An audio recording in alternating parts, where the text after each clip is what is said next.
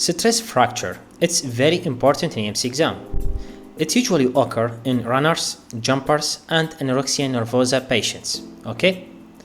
For the sites, the most common site for stress fracture is second metatarsal bone, while the second most common one is proximal tibia. But please focus on this. Proximal tibia is more common in AMC exam, and it's more important in AMC exam. So, most common one in general is second metatarsal bone, and the second most common one is proximal tibia. But in AMC exam, the most important one and the most common one in AMC exam is proximal tibia stress fracture. For the keyword of it will be patient run for long distance, runner, and came with pain at tibia. This represents stress fracture.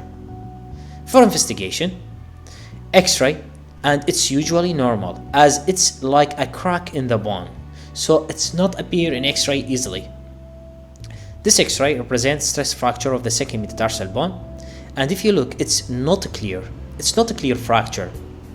For the treatment, it's just rest and analgesia. That's it.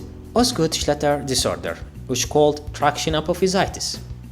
The idea of it's a traction of immature tibial tubercle by patellar tendon, usually in adolescence. Focus on it. Usually in adolescence. This picture represents traction apophysitis. This is the lesion, and this is patellar tendon. And this also X-ray represent the lesion and represent traction apophysitis. For the keyword, young patient, adolescence. It's very important. Run for long distance and came with pain at tibial tuberosity. It's specific pain at tibial tuberosity. In adolescence patient, run for long time or for long distance. This means Osgood-Schlatter disorder or traction apophysitis. For the treatment, rest, restriction of activities, and non-steroidal anti-inflammatory drugs. And finally, for prognosis, it's a self-limited disease, and it's usually resolved within 12 to 18 months. Okay, that's it. Trendelenburg sign. It's very important. The idea of it's weakness or paralysis of abductor muscle of the hip. Focus on it, of the hip, which include gluteus medius and gluteus minimus. If you look at this picture, on the left, this represents normal hip muscles.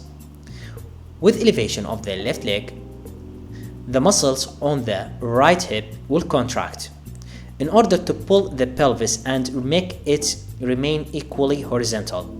Okay? While on the right, here the patient with elevation of his left leg, the muscle of the right hip is paralyzed. So it will fail to contract. So it cannot pull the pelvis and it cannot make it remain horizontally equal. For that reason, the pelvis will tilt to the left and downward, as in the picture. And this is the idea of Trendelenburg sign.